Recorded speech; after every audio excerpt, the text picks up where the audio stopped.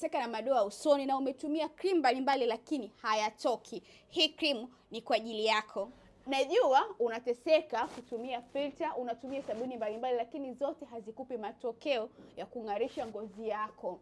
Cream hii hapa ina ingredient mbili ambayo ni Uptone pamoja na TXA ambazo kazi yake ni kufifisha au kupunguza production ya melanin. Kwa hiyo endapo umetokewa na dark spot ambazo zimetokana na chunusi, zimetokana na malesma, labda umeunguzwa na jua, ukovu lolote lile ambalo limetokana na kuungua, hii cream kazi yake ni kuondoa huo weusi polepole.